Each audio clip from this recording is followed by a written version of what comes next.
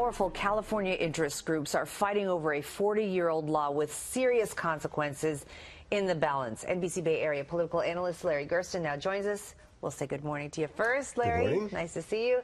It's a fight about malpractice. Yeah, malpractice awards. We don't think about this unless we get hurt. But when you do get hurt and someone's at fault, you hope that there's some kind of compensation. Fine. The current law signed by then Governor Jerry Brown in, are you ready for this? 1975, Governor Jerry Brown then, yes, back in 1975, amazing, right? Limits a medical malpractice award for pain and suffering to no more than $250,000. Now, that's regardless of the extent of the injuries. That's what the limit is, $250K. Well, take a look at this with inflation.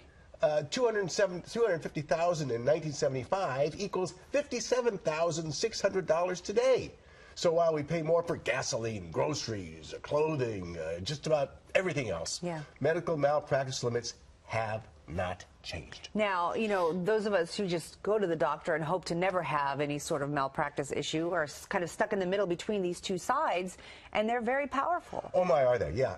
This is a boxing match, Chris, between two political heavyweights. That's the only way to look at it. In one corner, you have the consumer activists, the trial lawyers. They contend that the old law should be changed to reflect inflation over the past 40 years, which then, at the $250,000 rate plus inflation, would equal about $1.1 million with annual adjustments for more inflation.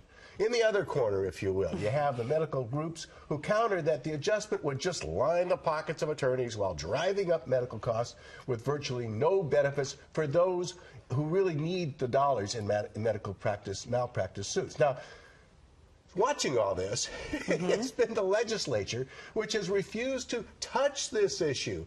So the consumers and the attorneys are collecting initiative signatures for the November 2014 election.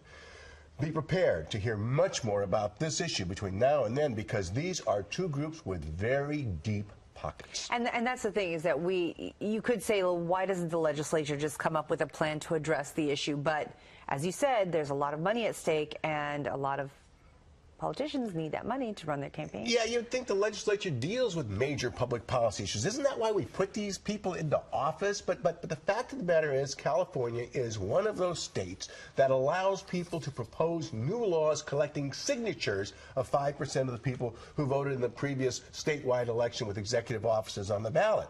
So practically speaking, powerful interests pay $2 to $3 million. Those guys at the supermarkets who are asking for your signatures, well, they get paid a few bucks for every one of these things to collect those signatures, put the issue on the ballot, and then, boom, we're off to the races. Right. As to why the legislature ducks the issue, look, these policy makers receive lots of campaign contributions from attorneys, physicians groups, energy companies, businesses, labor, you name it, countless others. Legislators aren't dummies. They're never going to admit this publicly, but their actions, or in this case, inaction, if you will, amount to this. We could avoid the conflict if voters decided. And in the process, we could say, we left the decision to the people. Well, voters may agree or disagree with this approach to governance, but you know what?